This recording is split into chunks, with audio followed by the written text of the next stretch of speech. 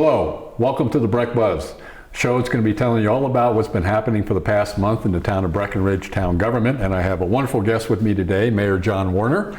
John, thanks for joining me. You bet. We have another injured participant that couldn't make it today, Mark Breck, and he sends his apologies, but John's going to help me run through a few things the council's been talking about. Cool. Let's kick it off with one that you've kind of wrapped up, which is the sign code, which was kind of the downtown relook to see what type of things the council felt a little comfortable with in terms of actually providing a little more flexibility for the businesses. So yeah, the sign code, really, this discussion started with what many people thought was a proliferation of sandwich boards. And sandwich boards are not legal in the town of Breckenridge, not condoned, but they began popping up everywhere. And so the town government staff decided to really revisit that aspect of the sign code, as well as some other aspects of the sign code. And we really stuck to our guns relative to the sandwich boards. In the town of Breckenridge, in the historic core, you cannot have can't have sandwich boards anywhere in the town of Breckenridge.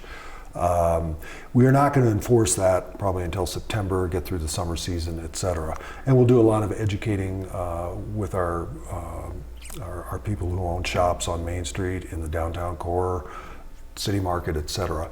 Other parts of the sign code we looked at were directory signs. Directory signs are a sign that would be in front of a multi-use sort of shopping center. Some of our little split level ones, where my dental office is, where there are more than one tenant, there have been a lot of directory signs, and some of them are really small, hard to read, and we thought we'd like to help those buildings and businesses really put forward a better look. And so we've increased the size of those directory signs. Out on the south end of town at the Main Street station, because they have 2 or 3 entrances into that area, we'd like to allow a couple of signs so that people at one entrance would see what the shops are, and if they're at the other entrance, they'll see what the shops are as well. A couple other things we thought we could live with. There's a lot of horizontal banding on a lot of windows that has popped up. We felt it was pretty tasteful. It theoretically violated the code, but we decided to allow that. It had to be done professionally. It couldn't be just a bunch of scribbling on a window. And then the last thing was we really have become more accepting of photographic art that's stepped back from a display window, I think 12 to 18 inches. And in the past, that was a violation of our town code. So we really have made 3 substantive changes, and we've kind of held the line on the sandwich boards. Right. Like I said, there'll be a lot of education, so our retailers, restaurateurs know what we're thinking about, and then we'll begin enforcement sometime this fall. Right. And like many things, the council used some input from the business community, and a council committee worked pretty hard on it to really kind of get a feel. And maybe we ought to highlight the basis of why the sign code is so important for our core town, because of the historic designation and the concern many years ago, going way back, even before me, of the Disney effect, I think was kind of the word I heard. Yeah, it was the Disney effect or the Coney Island effect. It was just this incredible chaos of signs everywhere. People putting signs perhaps on their roof that said "Eat here," that kind of thing. We don't want to end up like that. But on the flip side, we don't want to have this sterile environment. We'd like to feel like it's a happening place, like there's lots of things to do, places to eat, places to shop, etc. But we were worried about preserving the character of the community and not letting it evolve or devolve into a Coney Island sort of experience. And we did have a great committee. Wendy Wolf, Aaron Giello, and Elizabeth Lawrence fleshed this out with staff, with a variety of businesses, so it wasn't done in a vacuum. Right, good.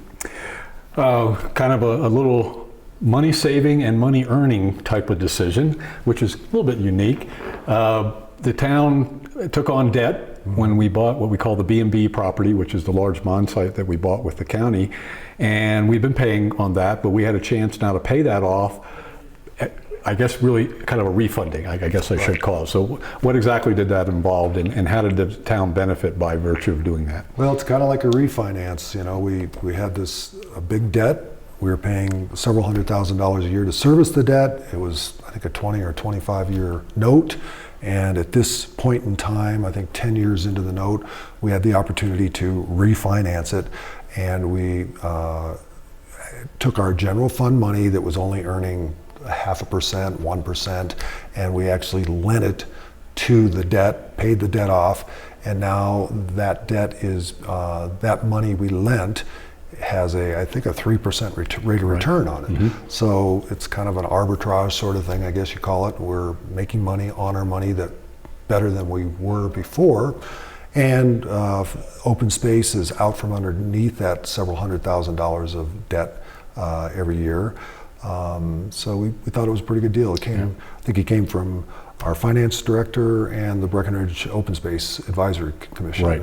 And they actually had a little bit lower interest rate they're paying on the remaining part of the debt. Right. Yep. So they save money in terms of what they're paying, and the town gets some money because they're earning it back. Right. Yeah.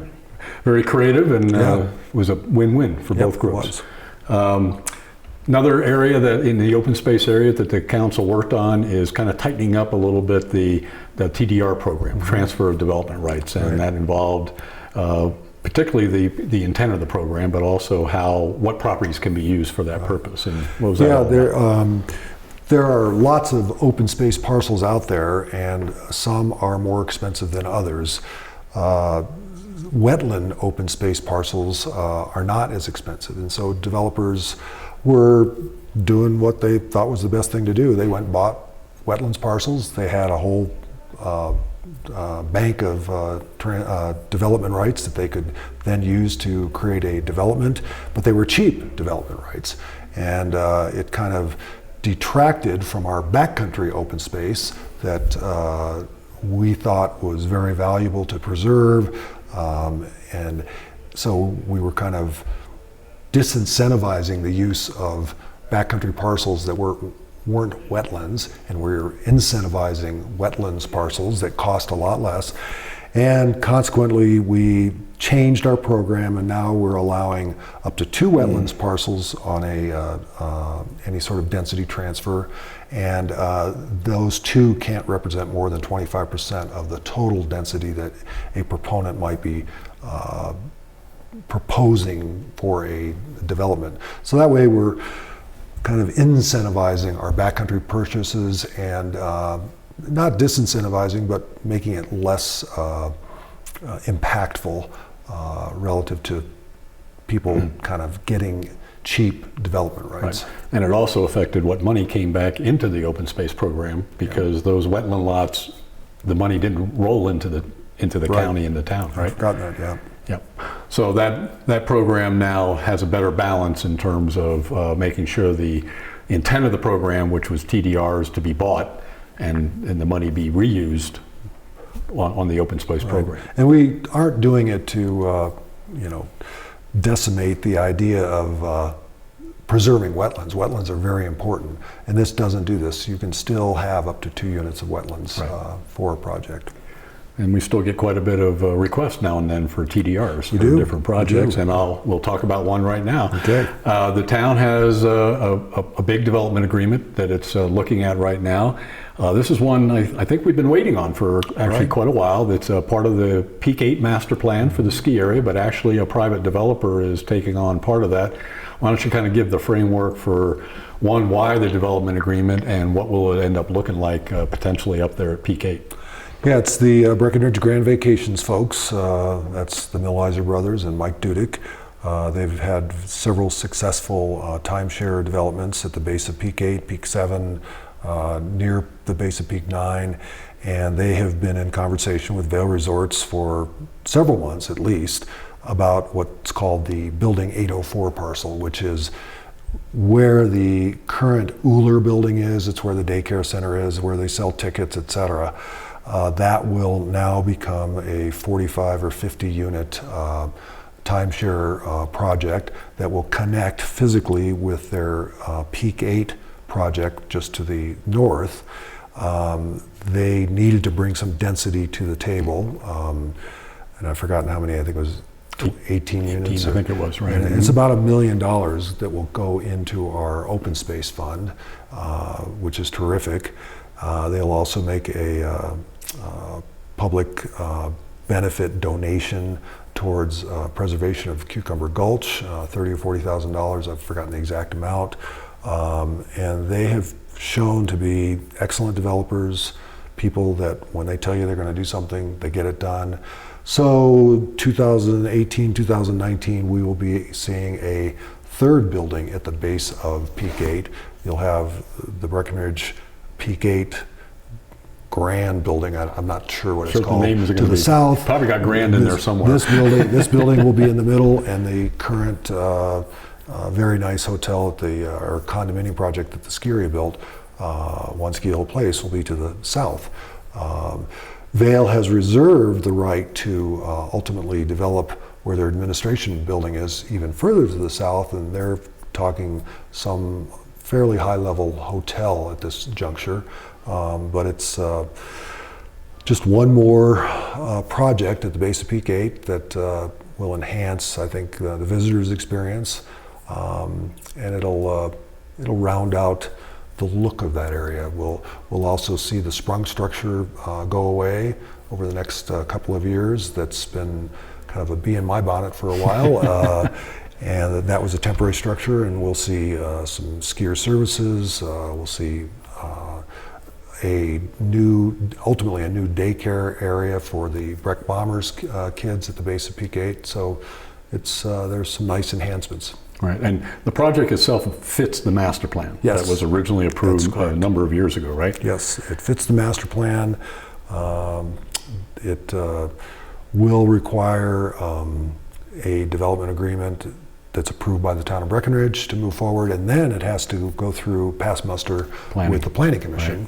Right. And likely the same thing will happen further to the south at the administration building if Vail Resorts does something there as well. My guess is one of the questions would be, why timeshare? Well, obviously the developers are timeshare, but is timeshare good for the town? Well, timeshare is not bad for the town, I'll say that. And I think it's good. We have people that spend nights in May, October. If they were hotels, maybe not. These establishments have terrific amenities. Some people kind of use them as a recreation center, country club sort of place. They come up from Denver, they use their week in May, which is one of the cheapest weeks to buy. And so they're hotbeds that bring people into town, to our retailers, our restaurants. So I think timeshare can be very helpful. It's still not that big a part of our bed base. Total, right. I think it's 15%, 12%, something like that. So the town is not being run over by timeshares. We still have a huge bed base in condominiums. We have a new hotel starting sometime this summer on the south end of town. Right. But I think on balance, timeshares are a good thing for the town of Breckenridge. Yeah, and the Breck Tourism Office does a little bit of surveying to find out those customers, and it translates generally into a lot of purchasing in town. Purchasing in town, and very favorable, what's that rating system called? I've forgotten the name of it. It's used in marketing all the time. Net Promoter. Net Promoter Score. Favorable Net Promoter Scores, which is good for our community, gets the word out. And because there's so much sales activity, the real estate transfer tax is quite healthy, partly because of these large timeshare projects. Because they turn over and they do a lot of transactions per se. And that helps a lot of other programs that we do with our real estate transfer tax, affordable housing being one of those. Let's cover one more item and then we'll take a quick break. One of the things the council struggled with the new creation of our Breck Creative Arts and the redoing of all of our facilities and putting a lot of money into them is how do we treat people that want to use them? And the town historically has had a grant process that dealt both with in-kind and actual dollar grants to nonprofits. But now with the new entity taking over, they're kind of acting as essentially the manager of those facilities. So the council had to establish some policies about where they wanted to head related to these things. Right. And a manager is a good description of Breckenridge Creates, because we need to manage our assets very well. We need to manage them in a fair, equitable way. But we really can't afford to give them away either. And so they pitched some ideas to us, and the town, we've accepted the concept of 3 different entities: for-profit entities, not-for-profit entities, and resident companies. Resident companies are groups like the NRO, the Breckenridge Music Festival, the Festival of Film, the Backstage Theater. Those groups get a very favorable rental rate. They do not pay any depreciation cost on equipment used. They pay a rate to move chairs, to run projectors, etc. But it's really probably the most favorable cost to any of those entities. The nonprofits still get a favorable rate. That's like Summit Huts when they have one event in the fall in the Riverwalk. They get a favorable rental rate. They'll get a favorable rate on the use of the sound equipment, etc. But the rental rate will be a little higher than the resident companies. It will also deal with who can use what facilities. In other words, Backstage Theater will like to use their Breckenridge Theater that we're beginning to remodel, but occasionally once a year they use the Riverwalk, and so this arrangement allows them to do that. It allows Breckenridge Festival of Film to move amongst a lot of our assets. And then for the for-profit organizations, they will pay a fair rate, and these are all based on best management practices from around the country, and we feel like it will help us with our capital cost, our personnel cost. It will help us with our return on investment for the cost of the Riverwalk, the cost of all of our improvements, our Breckenridge Arts Districts, the Breckenridge Grand Vacations Community Center. These will be used and they'll be paid for, but it will be like many of our assets. We aren't likely to see a rate of return at 100%, probably more like the 55 to 60% we see at the rec center, the hockey rink, et cetera. And part of the goal is to get these things utilized and to have activity in them. And so the resident companies, which I think sometimes the council refers to as our partner organizations, help drive tourism business at the end of the day. So they bring people to town and they do some of those type of things that are really part of our model for keeping those things occupied and driving some dollars in. That's exactly right. And if you get on the Breck Create website, the offerings coming up this year are amazing, as well as the offerings from the NRO, the BMF, et cetera. So you can do something every night if you want to. You could do something every night. Okay, we're going to take a quick break. We'll be right back with the Breck Buzz.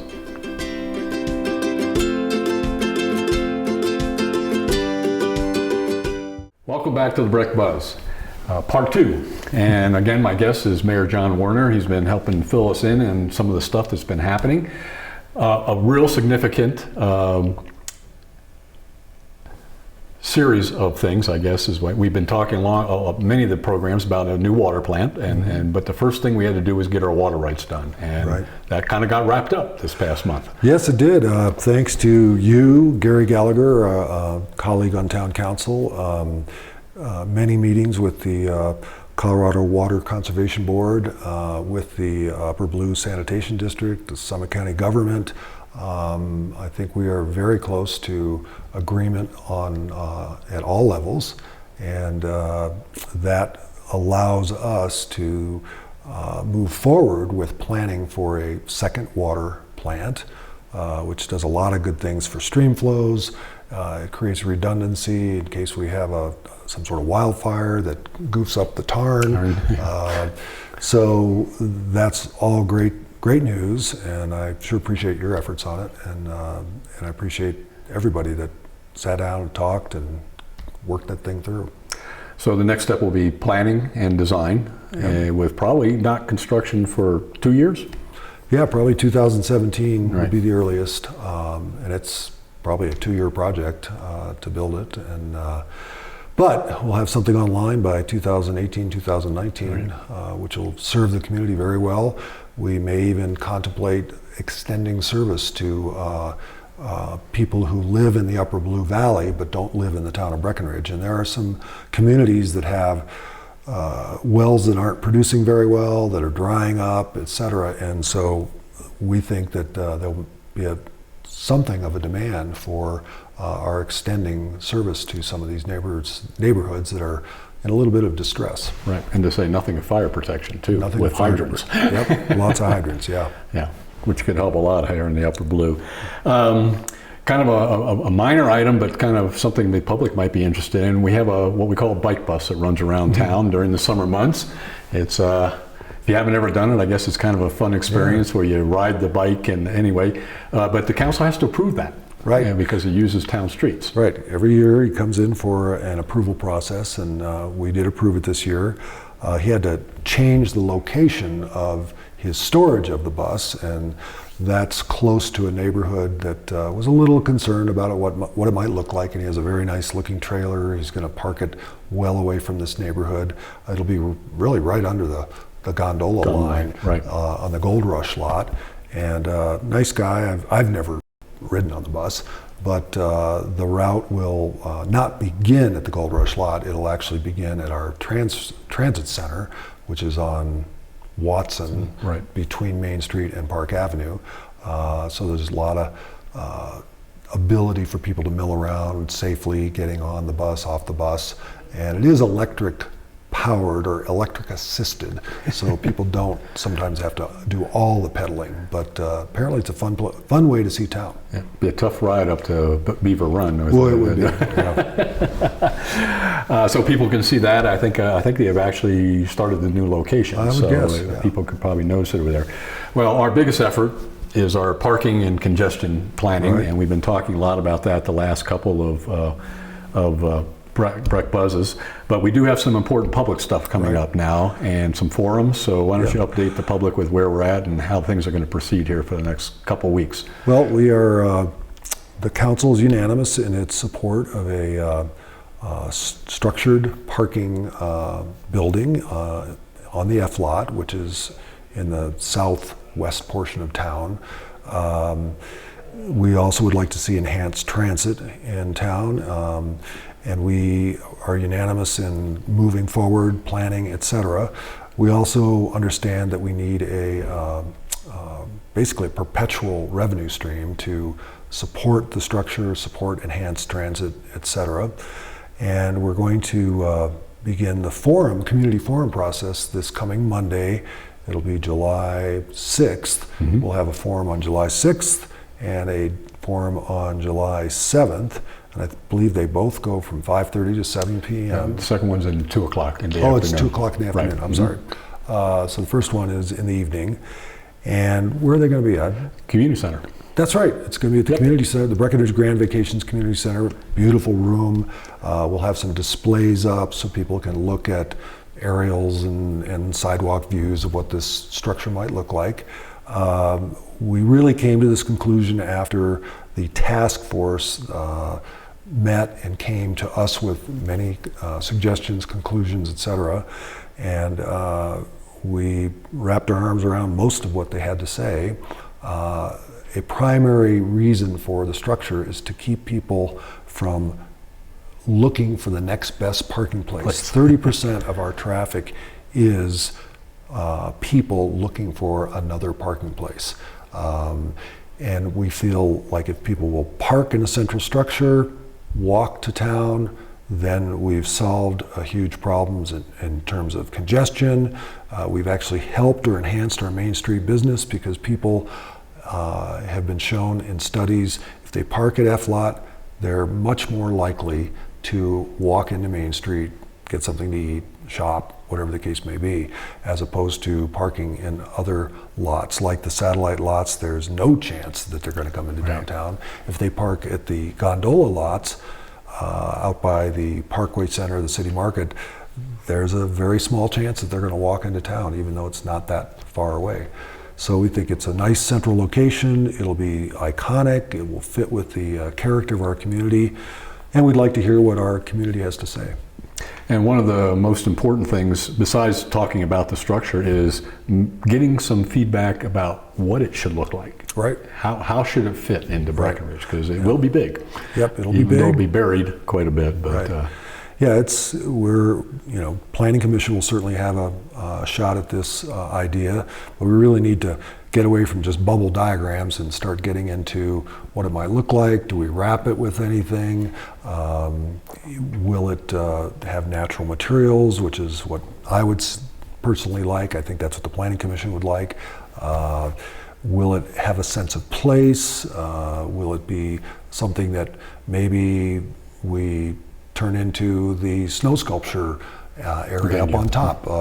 It'd be probably a fabulous spot, but we can do other things than just park vehicles perhaps, but it will add about 600 spots to our reservoir parking, which is good for the town, it's good for the ski area.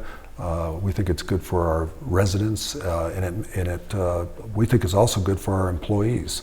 It may prove to be a very good reservoir for our employees. Mm-hmm. And part of the other things you'll be talking about, in addition to the parking structure and what it does and why that's a positive and why it's kind of the linchpin, is how that affects what we can do with employee parking. Mm-hmm. And then also a discussion, at least to get feedback about a continuing problem of many times parking spaces on the main core of town are taken up by the wrong customer. Right. We would like customers to be on Main Street, exactly, on Ridge Street, and not to demonize employees. We'd like employees to park at more remote lots, and maybe this F-lot structure will be one of those reservoirs. Maybe it will free up lots on French Street, maybe some of the lots on the north side of town where the employees have designated spots that are still very convenient to where they work, sure, but not right in front.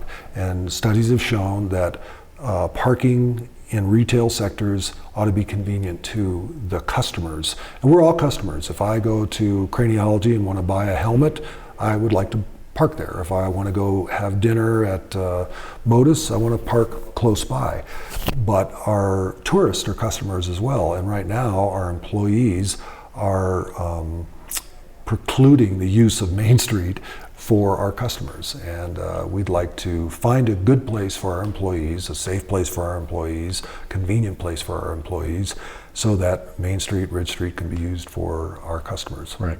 And the council's already taken some steps on the transit side to make sure the transit system is servicing what we call the local bed base, which is a component of giving choices, right, to people so that they don't have to bring their car into town. Right. And transit, our finding is very important to a lot of people.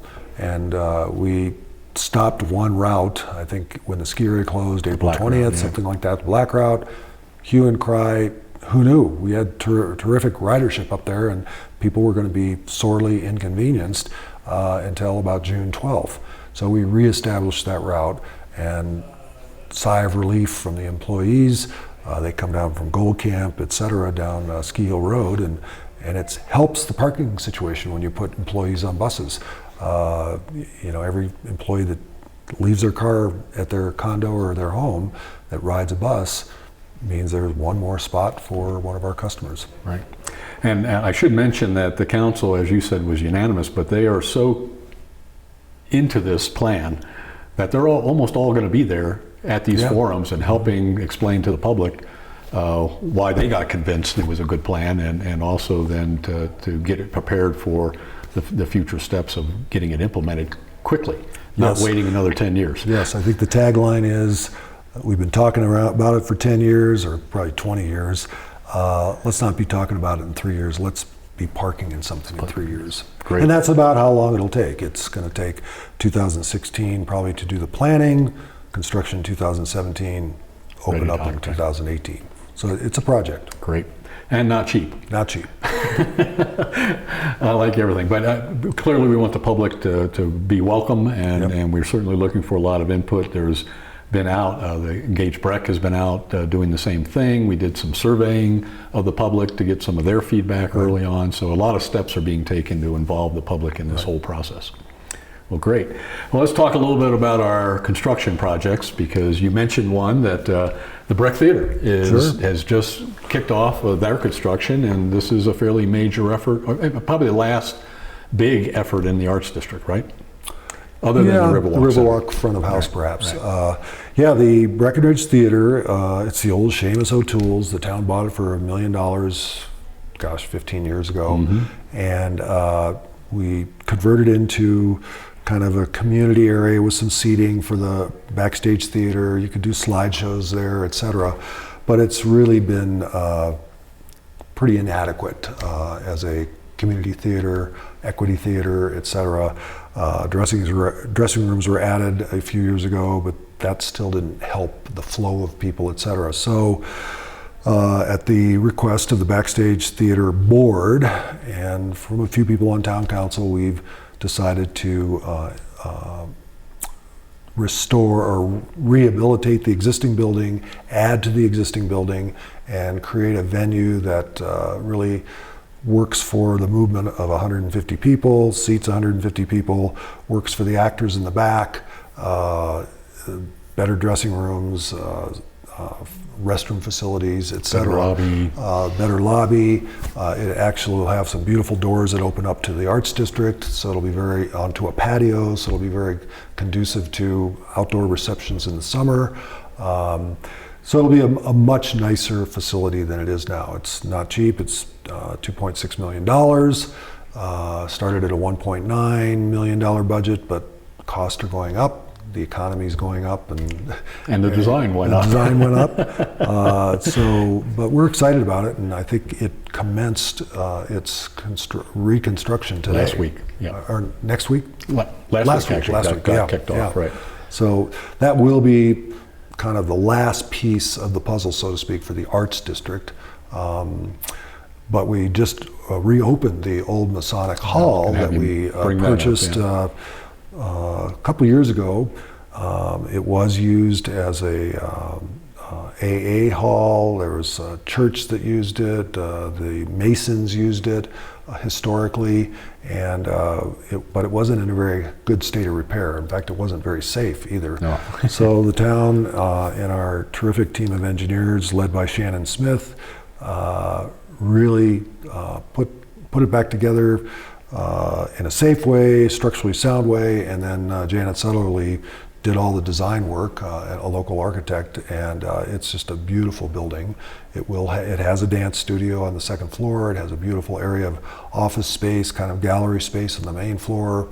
It has a patio that can be serviced by a small warming oven kitchen. It really is a spectacular achievement that the town, Janet Sutherly, really achieved, and I'm thrilled about it. And a face on Main Street. Yep, and it just looks great on Main Street. Yeah, you finally have windows you can look inside. We have windows you can look inside. Big change. Big change. It's a beautiful change. Yeah, it came out great with a lot of keeping the historic character of that building that goes way, way back. So still on the drawing board are a few ideas for next year that are kind of contingent on where things happen with the parking structure, but the council talked a little bit about 2 or 3 projects potentially for funding, if dollars can be found, and one of those was the Riverwalk. Right. We've really looked at the Riverwalk. It's being utilized more. It's a wonderful facility. It still has outdoor bathrooms, and we've had consultants look at it, and they've shown us a design to create what's called front of house that works better than the existing kind of lobby area. It would be on the west side, perhaps. Right. It would encroach a bit on the Tiger Dredge parking area, but it would have indoor bathrooms. It would have probably another concession area, coat rack area. It'd just be more of it'd be a nicer entrance to the facility. It has a good sized price tag, I think $3 or $4 million, but we think it'd be a really nice enhancement of a already great structure, but a great structure that could use some enhancements. Right. Good.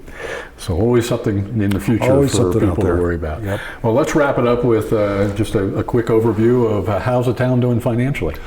Town's doing great. It scares you when the expenses are down and revenues are up.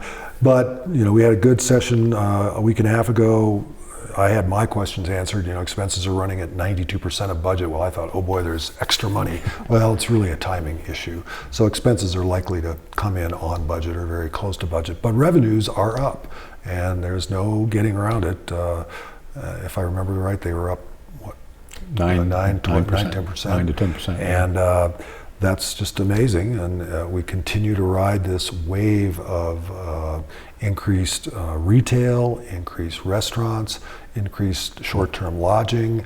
All sectors were up except for marijuana sales were down some, I think 6%. And I think construction just dipped a little bit, but its trend has been going up, much better than it's been in the past. Not quite back to the good old days. Right, but, the 2005, 2006 days. So, and the real estate transfer tax is doing well. Right. It's ahead of budget. So our budget's intact. We are likely to see some revenue surpluses, and that bodes well for the town. Right. And we got a big weekend coming up. Yep. July 4th is always a busy time. You got it. 4th of July, Firecracker 50, NRO concert, lots of fun stuff happening. It's another one of those days where congestion is kind of a challenge for us. It is a challenge. Yep. But when it's hot down the Front Range, people want to come up we're here. great. Yep. Well, I want to thank John for joining me today and helping fill you in on a lot of the good stuff that's happening in town. And again, the forum's coming up Monday the 6th at 5:30 at the Breckenridge Grand Vacations Community Center. That'll be in the lower level down in the community room. And then the next day at 2 o'clock for those people that can't make it then. And there'll be other opportunities. In fact, you're going out to visit with an HOE group this weekend, and going to be talking to them. And we'll be reaching out in a number of ways to let people know about the plan, and then obviously to get feedback, particularly about the design, about what this thing should look like, because it's a big decision. Yeah, we really want it to look good. I don't know if people remember from 3 or 4 years ago, we looked at a hotel on that lot. It was going to really not destroy view corridors, but it wasn't going to help view corridors. It was going to be this big building that came all the way across Adams Street. It was perhaps going to connect to the Riverwalk Center, and we really want to maintain that standing on Main Street view to the west, where you can see Peak 8, you can see Peak 10, and so this building is intentionally going to be tops 1.5 stories tall. So that really bodes well for that end of town, I think. Well, I really like that feature of the bridge over to the village, so that we don't have people crossing the street and that dangerous pedestrian traffic thing that goes on Park Street there. So can solve a lot of problems. Yep, sure can. So thank you, John, and we will be back again next month with the next version of Breck Buzz. Thank you.